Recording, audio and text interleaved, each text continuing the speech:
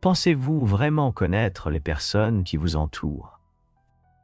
Vous croyez pouvoir reconnaître quand quelqu'un est toxique, quand une énergie pèse lourdement, ou quand un comportement dépasse les limites du tolérable? Mais que diriez-vous si je vous disais que les dangers les plus sérieux ne sont pas toujours évidents? Que les individus les plus destructeurs sont souvent charmants, bienveillants, et même des membres de votre famille?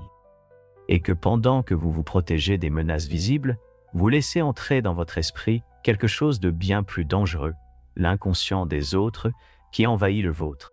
Carl Gustav Jung a consacré sa vie à l'étude de ces dynamiques cachées. Dans son livre « Le moi et l'inconscient », il révèle que la majeure partie de ce qui nous gouverne échappe à notre contrôle conscient. Cela concerne non seulement vous, mais tout le monde, et c'est précisément là que se cache le danger. Car lorsqu'une personne est aveugle face à sa propre obscurité, cette ombre cherche un hôte. Et souvent, cet hôte, c'est vous. Vous n'y avez peut-être jamais vraiment réfléchi, mais pensez-y maintenant. Combien de fois avez-vous ressenti une fatigue émotionnelle après avoir discuté avec quelqu'un? Combien de fois avez-vous été blâmé pour quelque chose que vous n'aviez pas fait ou traité comme le sauveur d'une tragédie qui ne vous appartenait même pas? Jung appelle cela la projection, un mécanisme inconscient par lequel l'autre personne vous renvoie ce qu'elle refuse de reconnaître en elle-même. À partir de ce moment-là, vous cessez d'être une personne et devenez un symbole, un miroir, un ennemi imaginaire, un héros idéalisé. Et toutes ces images ont un point commun. Aucune d'elles n'est vraiment vous. Mais la partie la plus effrayante, c'est que souvent, vous ne vous rendez même pas compte que vous jouez ce rôle. Vous pensez aider, faire preuve d'empathie, agir avec maturité. Pendant ce temps, vous vous enfoncez dans un terrain psychologique qui n'est pas le vôtre, cherchant à résoudre des conflits qui ne vous concernent pas. Et vous vous faites manipuler par des dynamiques qui ne vous appartiennent pas, mais qui vous contrôlent désormais. Et il ne s'agit pas seulement de personnes mal intentionnées. Jung l'a dit clairement, les plus grands dangers ne viennent pas de pervers conscients, mais de ceux qui sont non intégrés, inconscients. Ce sont ceux qui vivent aliénés de leur propre psyché, dominés par des masques, des traumatismes, des complexes et des désirs refoulés. Ils ne sont pas maléfiques, ils sont dangereux. Et ce danger est silencieux. Cela ne passe pas par la porte d'entrée. Cela s'infiltre lentement jour après jour, à travers de petites remarques, des accusations voilées et des silences lourds de sens, jusqu'à ce que vous commenciez à douter de vous-même. Lorsque vous perdez le contact avec votre propre réalité psychique, vous devenez une partie de leur ombre. Peut-être traversez-vous exactement cela en ce moment, dans une relation, une amitié, un milieu professionnel, ou même au sein de votre propre famille. Et peut-être vous blâmez-vous, essayant de comprendre ce qui cloche chez vous. La réponse est rien. Mais il y a quelque chose de profondément erroné dans la façon dont vous êtes utilisé comme réceptacle de l'inconscient de quelqu'un d'autre. Dans cette vidéo, nous allons exposer, un par un, les 6 types de personnes que Jung considérait comme émotionnellement dangereuses.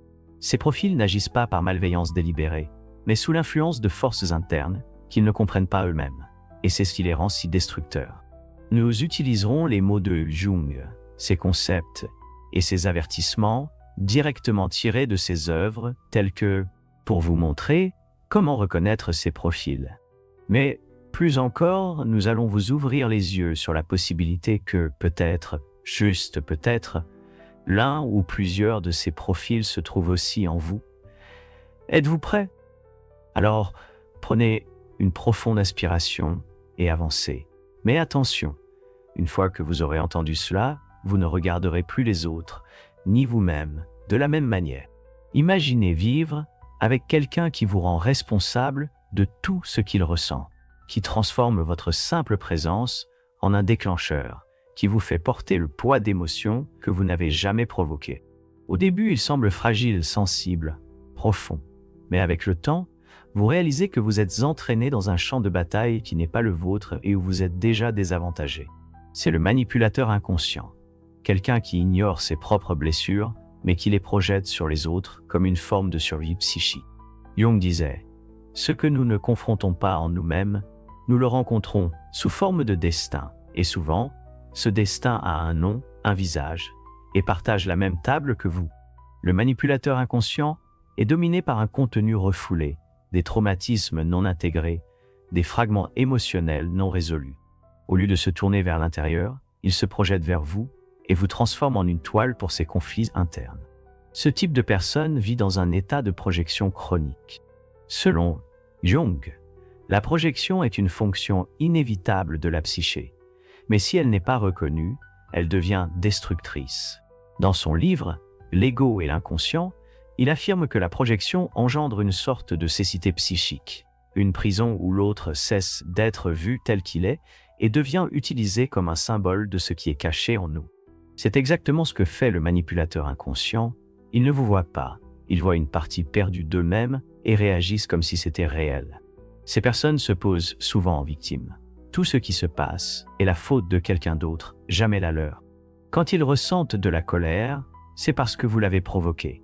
Quand ils sont tristes, c'est parce que vous les avez déçus. Quand ils se sentent inférieurs, c'est parce que vous pensez être supérieur. Cette distorsion est tellement subtile. Ai-je vraiment été insensible? Ai-je dit quelque chose de mal? Suis-je toxique? Et ainsi, la manipulation s'opère sans qu'aucun cri ne soit entendu, sans qu'aucune demande directe ne soit formulée. Tout est émotionnel. Pire encore. Souvent, ces personnes sont charmantes. Elles ont du charisme, de la sensibilité et une aura d'intensité émotionnelle. Cela crée un piège, car vous pensez pouvoir les aider, les guérir, les comprendre mieux que les autres. Mais ce que vous faites en réalité, c'est sacrifier votre santé psychique en essayant de sauver quelqu'un qui refuse de plonger en lui-même. Et plus vous essayez, plus vous vous enfoncez. Jung nous avertit que ces schémas de projection sont particulièrement dangereux, car ils nous enferment dans un rôle symbolique. Sauveur-ennemi, traître, père, mère, tout, sauf ce que nous sommes vraiment. Vivre dans un lien symbolique, c'est vivre dans une illusion. Vous cessez d'être perçu comme un sujet et être traité comme un reflet déformé de l'inconscient de l'autre. Le seul moyen de vous protéger d'un manipulateur inconscient est de développer la conscience. Reconnaissez les schémas. Coupez les fils invisibles qui vous lient à ce récit émotionnel. Le plus important est de vous demander constamment si ce que vous ressentez vous appartient ou vous a été imposé. Parce que le manipulateur inconscient n'envahit pas votre vie de manière violente. Ils entrent par la faille de votre empathie. Une fois que vous avez reconnu ce schéma, la prochaine étape est de comprendre comment il se dissimule encore plus profondément sous le masque de la personne. Celui qui non seulement projette, mais vit pour apparaître comme quelque chose qu'il n'est pas.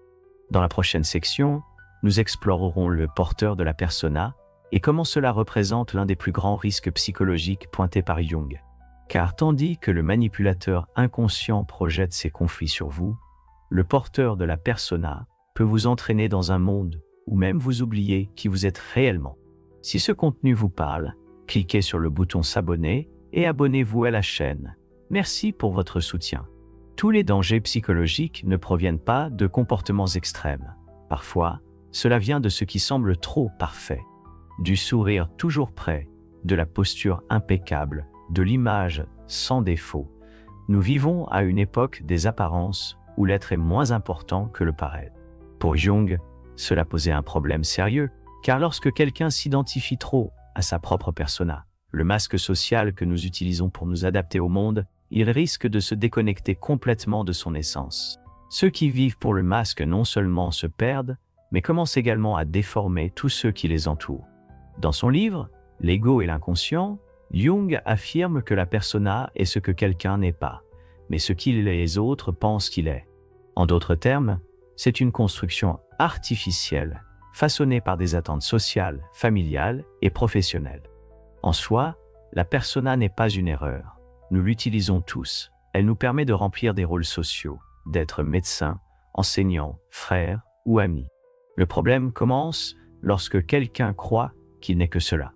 Lorsque le masque colle à son visage et que tout ce qui est spontané, vulnérable et authentique est enfermé dans le sous-sol de la psyché. Le porteur de la persona est le maître de la superficialité fonctionnelle. Il dit ce que les autres veulent entendre, il se comporte de la bonne manière.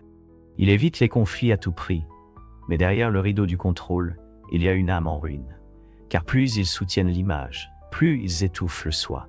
Cette répression, tôt ou tard, a un prix. Pour ceux qui vivent avec ce type de personne, l'impact est profond. Vous sentez que quelque chose ne va pas, mais vous ne pouvez pas dire quoi. Il y a un manque de spontanéité, de vérité, de profondeur dans les échanges. Tout semble répétitif. Et pire, le porteur de la persona projette cette exigence de perfection sur vous aussi. Il s'attend à ce que vous performiez, à ce que vous vous intégriez, à ce que vous participiez au théâtre. Si vous exprimez quelque chose en dehors du script, une émotion intense, un doute, une douleur, ils se replient, deviennent mal à l'aise et se renferment. Car tout ce qui leur rappelle, ce qui est réprimé à l'intérieur, devient insupportable. Jung a averti que ce type d'identification avec la persona est l'une des plus grandes menaces au processus d'individuation, la voie vers la connaissance de soi et l'intégration de l'inconscient. Pour lui, le véritable danger commence lorsque l'individu est hypnotisé par le rôle qu'il joue, croyant qu'il est ce que les autres voient. Et c'est précisément là que réside le risque. Lorsqu'une personne vit uniquement pour être acceptée, reconnue, louée, elle devient prisonnière de sa propre façade. Et tout ce qui est authentique meurt, étouffé derrière le vernis. Vivre avec quelqu'un comme ça peut vous amener à douter de votre propre spontanéité. Vous commencez à vous surveiller, à peser vos mots, à cacher des parts de vous-même qui ne s'accordent pas avec le récit idéal. Peu à peu, vous vous mettez aussi à porter un masque sans même vous en apercevoir. Coexister avec un porteur de la persona n'est pas seulement artificiel, c'est contagieux. Mais il y a quelque chose d'encore plus sombre, parce que lorsque quelqu'un réprime trop longtemps ce qu'il ressent, pense et désire, cela ne disparaît pas, cela s'accumule. Cela fermente dans l'inconscient, jusqu'à se transformer en ombre. Et là, nous entrons dans un territoire encore plus dangereux, celui des émotions niées qui reviennent avec une force explosive. Dans la section suivante, nous allons plonger dans la figure du détenteur de l'ombre réprimée, celui qui refuse de voir son propre côté obscur jusqu'à ce qu'il explose. Il existe un type de personne qui vit de manière contrôlée, polie, retenue, toujours correcte, toujours modérée, toujours courtoise.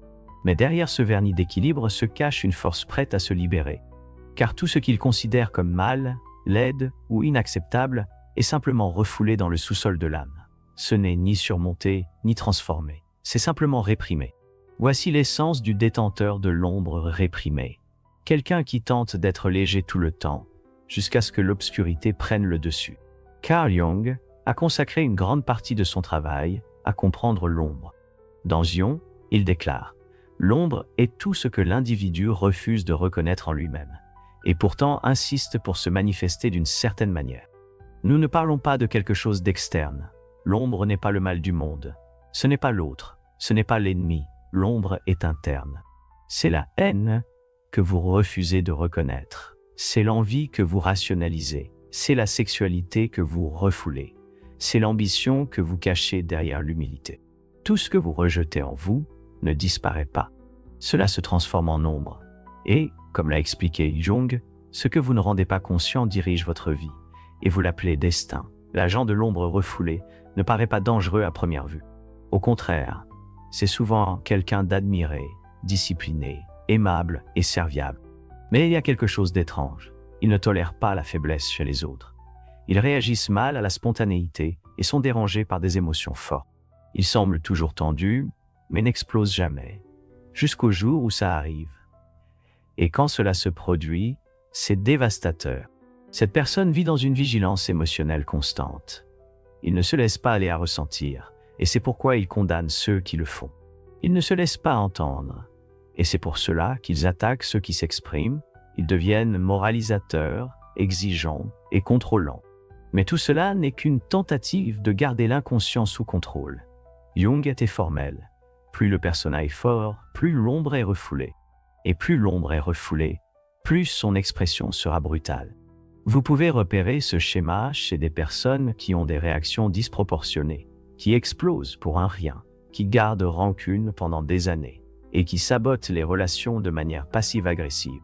Ce sont ces fameuses personnes difficiles que personne ne comprend. Pourquoi elles sont si amères, si rancunières, si critiques? La réponse se trouve dans l'ombre, non intégrée, non reconnue, non acceptée, et voici le point le plus important, l'ombre ne contient pas que des aspects négatifs. Jung a clairement affirmé, elle renferme aussi votre potentiel nié, votre créativité refoulée, votre force cachée. Mais quand l'ombre est ignorée, tout cela se transforme en poison. Et ce poison contamine la relation, l'environnement, et surtout ceux qui vous sont les plus proches. Vivre avec l'agent de l'ombre refoulée, c'est comme vivre à côté d'un champ de mines émotionnelles. On ne sait jamais où l'on met les pieds jusqu'à ce qu'on soit atteint. Mais ce refoulement ne surgit pas de nulle part. Souvent, il est alimenté par une illusion de supériorité, par un idéal moral rigide, qui transforme la culpabilité en un outil de contrôle. C'est ici que nous rencontrons la figure du type suivant, le contrôleur moral. Quelqu'un qui non seulement réprime ses propres désirs, mais vous fait aussi ressentir de la culpabilité pour les vôtres. Dans la partie suivante, nous allons dévoiler ce personnage que Jung considérait comme l'un des plus grands obstacles à la liberté psychique. Le gardien de la vertu, qui cache au fond de lui-même ses propres démons. Tous les bourreaux ne brandissent pas une épée. Certains manipulent des croix, des règles, des dogmes ou des phrases toutes faites. Ce sont ceux qui prétendent être guidés par l'éthique, la droiture et la morale. Mais, au fond, ils enferment eux-mêmes, et les autres dans une cage faite de culpabilité et de honte. Jung connaissait bien cet archétype. Pour lui, quand la morale est instrumentalisée comme un masque, elle devient l'une des formes les plus insidieuses de répression psychique. C'est le cas du contrôleur moral. Quelqu'un qui, au lieu d'intégrer son ombre, la projette sur le comportement des autres et les condamne pour ce qu'il refuse d'accepter en lui-même. Vous en avez sûrement déjà croisé un, des personnes qui pointent souvent du doigt sans jamais se regarder elles-mêmes, qui se posent en référence morale, non parce qu'elles le sont réellement, mais parce qu'elles ont un besoin désespéré de maintenir l'illusion d'une supériorité morale. Selon Jung, plus la répression est forte, plus le besoin de projeter son ombre est intense. Et c'est précisément ce que fait le contrôleur moral. Il transforme les autres en pécheurs, en déviants ou en individus immoraux, pour éviter d'affronter ses propres désirs, pulsions et contradictions. Le problème, c'est qu'à la différence d'un manipulateur émotionnel classique, le contrôleur moral est convaincu qu'il agit pour le bien. Il pense sincèrement qu'il corrige, sauve ou éduque l'autre. Cela rend son influence d'autant plus toxique qu'elle est dissimulée sous l'autorité, de bonnes intentions et une fausse spiritualité. La critique s'accompagne de phrases telles que « c'est pour ton bien, tu me remercieras plus tard » ou « quelqu'un doit te dire la vérité ». Mais cette vérité n'est jamais neutre, elle est pleine de projections. Dans le livre Jung parle longuement des figures du Christ et de l'Antéchrist, comme des archétypes de la totalité et de la dissociation. Le contrôleur moral croit qu'il incarne la lumière, mais ignore complètement son propre côté obscur. Il projette le mal sur les autres pour conserver l'illusion de pureté en lui. Cela les rend aveugles, dangereux et incapables de percevoir les nuances de l'âme humaine. Si vous vivez près de quelqu'un comme ça, vous pouvez commencer à vous sentir constamment coupable, comme si vous aviez toujours tort. Même dans la vie quotidienne, vous vous sentez observé, jugé et rabaissé. Et ce qui est le plus pernicieux, c'est que souvent, vous intériorisez ce jugement. Vous commencez à réprimer des parts de vous-même qui sont naturelles, humaines, spontanées, et à vous conformer à un idéal qui n'est pas le vôtre. La morale de l'autre devient votre prison. Cette dynamique est fréquente dans les familles, les religions et les environnements rigides où l'obéissance est confondue avec la vertu. Jung considérait ce schéma comme une véritable menace pour le processus d'individuation. Car là où il y a un moralisme excessif, il y a un manque de connaissance de soi. L'extrémiste moraliste ne cherche pas la vérité. Il veut exercer un contrôle. Lorsqu'il ne peut pas contrôler le monde extérieur, il commence à contrôler le monde intérieur de ceux qui l'entourent. Mais le contrôleur moral n'est pas le seul guidé par des forces inconscientes. Il existe un autre type, encore plus volatile, instable et imprévisible, le complexe. Tandis que le moraliste réprime et projette, l'individu dominé par un complexe est complètement soumis à des contenus inconscients et réagit à partir d'eux comme une marionnette émotionnelle. Dans la prochaine partie, nous plongerons dans ce territoire explosif où la conscience perd le contrôle et où les traumatismes prennent les rênes de la psyché. Préparez-vous à rencontrer ce type de personne qui peut vous embrasser aujourd'hui et vous détruire demain sans même savoir pourquoi. Si ce que vous entendez résonne en vous, vous trouverez une réelle valeur dans mon e-book, Au-delà de l'ombre. Il décompose les idées essentielles de Jung et vous donne des outils pour mieux vous comprendre. Le lien est dans le commentaire épinglé. Imaginez vivre avec quelqu'un qui d'un instant à l'autre est doux, affectueux et généreux, puis explose de colère, se ferme dans le silence, ou vous accuse de quelque chose qui ne vous serait jamais venu à l'esprit. Un compliment se transforme en exigence. Une blague devient une agression. Un geste d'affection est interprété comme une menace. Peu importe ce que vous faites, il semble que vous marchiez toujours sur un terrain instable. C'est l'expérience de ceux qui vivent aux côtés d'une personne dominée par des complexes inconscients. Pour Jung, les complexes sont des noyaux autonomes d'émotions et de souvenirs qui résident dans l'inconscient. Ils ressemblent à des personnalités fragmentées en nous, créées par des traumatismes, des blessures psychiques et des expériences non résolues. Dans le livre Type psychologique ainsi que dans le moi et l'inconscient, Jung décrit comment ces complexes peuvent directement interférer avec le comportement d'un individu, le poussant à réagir non pas au présent, mais aux échos du passé. Un simple commentaire se connecte inconsciemment à un ancien abandon, à un rejet ou à une humiliation. La personne complexe ne se rend pas compte qu'elle est guidée par ses forces internes. Lorsqu'elle réagit avec colère, une tristesse extrême ou un ressentiment exagéré, elle croit être rationnelle, mais ce n'est pas le cas. Elle revit des émotions non digérées. Et le problème, c'est que cela ne se produit pas de manière constante. Cela arrive par intermittence. Il y a des explosions émotionnelles, entrecoupées de moments de lucidité, d'affection ou de regret. Cela rend le lien avec une telle personne encore plus confus et addictif. On commence à penser qu'elle n'est pas toujours comme ça. Parfois, elle est merveilleuse. Et c'est précisément ce qui vous accroche, car il y a des moments de connexion authentique, de véritable affection. Mais ces instants sont suivis de ruptures imprévisibles, où l'on se retrouve au cœur d'une tempête émotionnelle incompréhensible. Et dans une tentative de restaurer l'harmonie, on se modifie, on s'adapte, on se replie. On commence à éviter certains sujets, à mesurer ses mots et à marcher sur des œufs, tout cela pour ne pas réveiller le monstre qui sommeille en l'autre personne. Mais voici la cruelle vérité.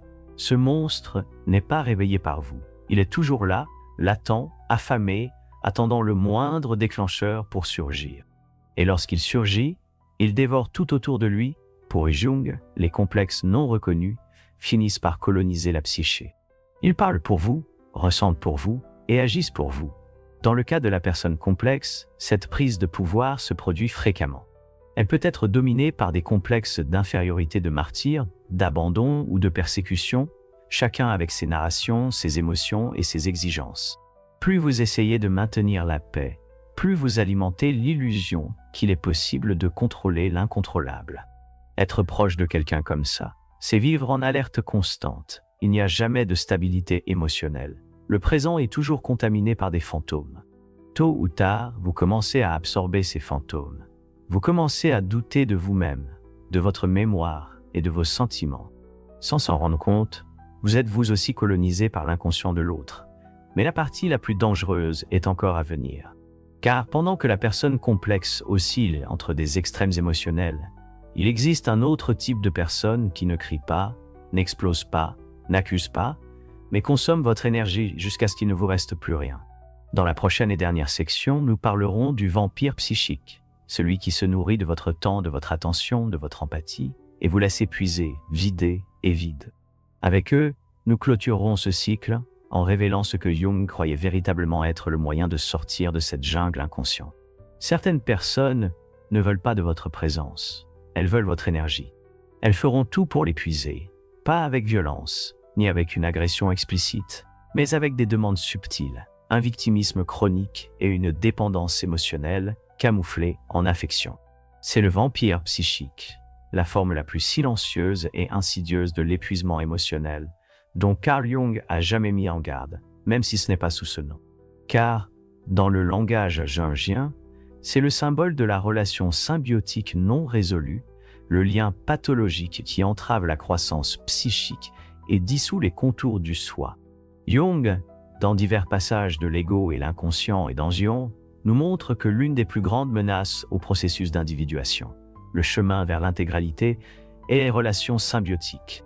Ici, deux personnes ne se reconnaissent pas comme des individus séparés, mais comme des extensions psychiques l'une de l'autre. Le vampire psychique vit exactement dans ce type de connexion.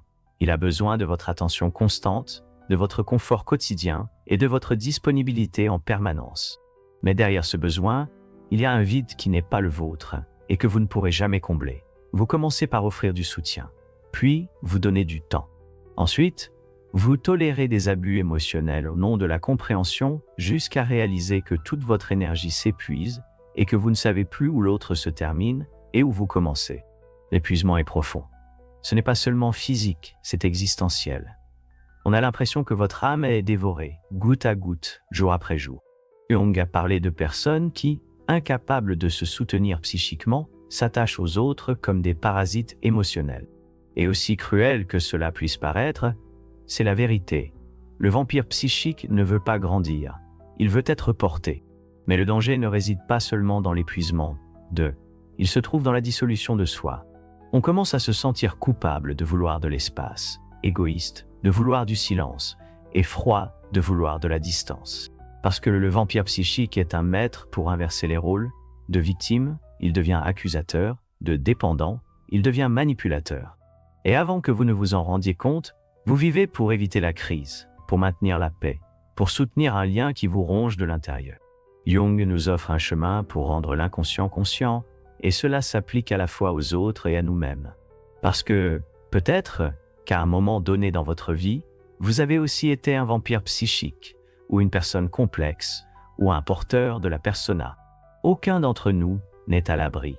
Nous avons tous une ombre. Nous avons tous de la douleur. La différence réside dans ceux qui ont le courage de regarder à l'intérieur et ceux qui choisissent de projeter ce fardeau sur les autres. Cette vidéo était un miroir, une plongée dans les dynamiques qui nous lient, nous blessent et nous maintiennent dans l'inconscient. Si vous êtes arrivé jusqu'ici, cela signifie que vous êtes prêt à voir, à nommer, à vous libérer. Et c'est la première et la plus puissante forme de liberté. Il ne s'agit pas de blâmer les autres, mais de sortir de la position d'otage, de revendiquer la souveraineté sur votre propre psyché. Maintenant, je veux que vous participiez. Laissez dans les commentaires quel profil vous avez rencontré et lesquels vous percevez honnêtement en vous-même. Votre commentaire pourrait être le début de la prise de conscience, la vôtre et celle de ceux qui le liront. Et avant de partir, un avis important. La prochaine vidéo est également essentielle. Elle vous plongera encore plus profondément dans ce voyage de connaissance de soi. Alors, continuez à regarder. Vous devez voir, car plus nous éclairons l'inconscient, moins il nous contrôle. À bientôt.